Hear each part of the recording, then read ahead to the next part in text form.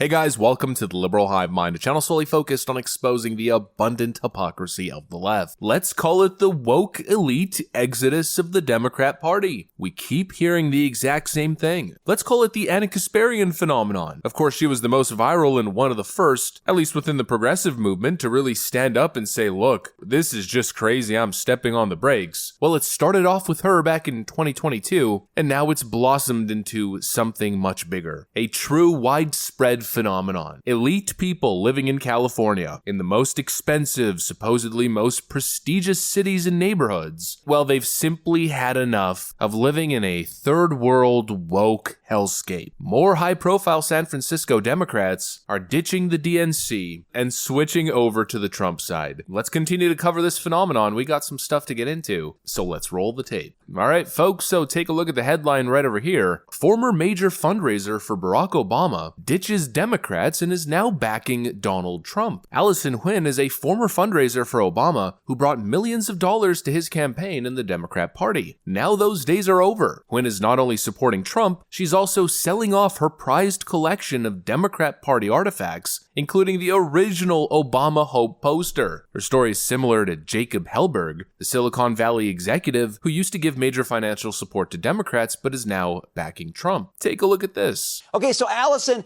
this collection is worth millions of dollars. I think you have like JFK's rocking chair in there and the original Obama Hope sign and all these things. You're selling that and flipping from the left to Trump. What's causing you to do that?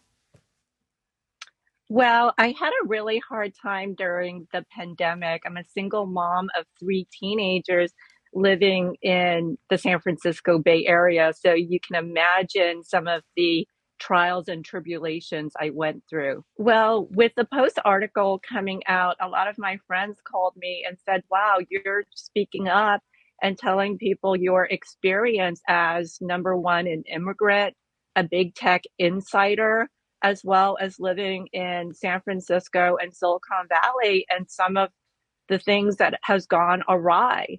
So our policies, our super liberal leftist policies with San Francisco, it's a science experiment gone awry. And it's the same thing with big tech. There's the big tech and big corporate takeover of the Democratic Party, and our daily lives, the daily lives of parents, I guess soccer moms like me, was really bad during COVID. I homeschooled 3 kids, grocery stores were closed, retail malls were closing all over the San Francisco Bay Area, right? And like I have 2 teenage girls that can't even go to Macy's, like it's closed now.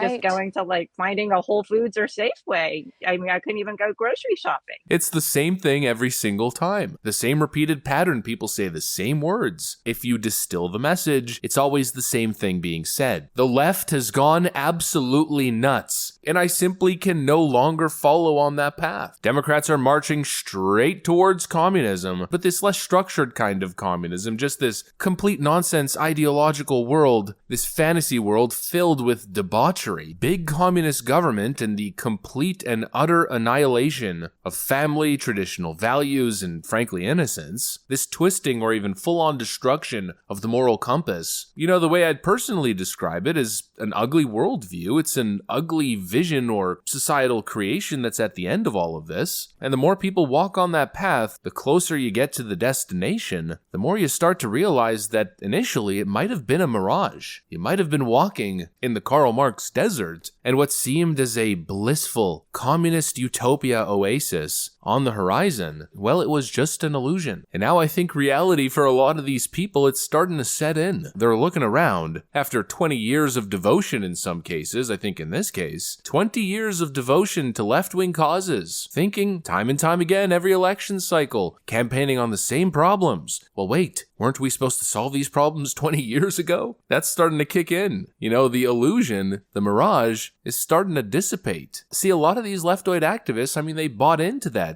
leftist vision, that all you gotta do is apply this almost infantile mentality when it comes to your approach to policy, whether social or economic. Just throw taxpayer monies at the problem because poor people shouldn't exist. You know, so many people bought into all this liberal naivete nonsense, but after 20 years of it and then walking out on your streets and seeing what's currently going on in places like New York and San Francisco and Los Angeles, I mean, it's become zombie-infested, blighted land. It's snapping people out of it. What do you mean, no police? What do you mean, decriminalize drugs, but even beyond that, free crack pipes and heroin needles for everyone? What do you mean? What exactly did this Los Angeles police officer mean when he told me that my outside sidewalk was essentially Crackhead Henry's 500 square foot apartment? Where am I living? Well, you're living in the woke clown world. People are getting it. It's the typical meme. The left is pushing further and further from those classical liberal individuals who have their feet planted in their beliefs, and now, well, a lot of them are simply walking over to the right side, even to the extent where they're completely dropping the party, selling all of their personal collectible goods related to said party. I have to admit that's kind of based, and of course the beauty of it all is that she isn't the only one. Donald Trump recently raising, I think, $13 million in San Francisco. Who thought that'd be a headline, huh? But it is true, and more of these wealthy, influential Democrat donors from San Francisco and Silicon Valley keep popping up endorsing Trump. Here's another one. Former Democrat donor Jacob Hellberg. Take a look. The Trump campaign raking in $12 million at the event. Jacob Hellberg was there. He serves as the senior policy advisor at Palantir and Stanford University Center on Geopolitics and Technology. Jacob, great to have you. Thank you so much for being here. You were once a prominent Democrat donor. You gave to Biden in his last presidential campaign, but you were there this week supporting President Trump. What happened? So part of what we've seen over the last 4 years is I came from a one-party state, and like a lot of people in California and in Silicon Valley, I saw the Democratic Party get hijacked by the squad and a woke theology. President Biden campaigned as a moderate and ultimately has governed as a radical progressive. He has spent all of his time catering to his base. And ultimately, he's now completely out of step with where the rest of the country is. Silicon Valley is in the business of building the future, and a lot of the philosophy that's been coming out of Washington has been about strangulating innovation instead of encouraging and supporting it. The crusade against crypto, a lot of people are very frustrated about that too.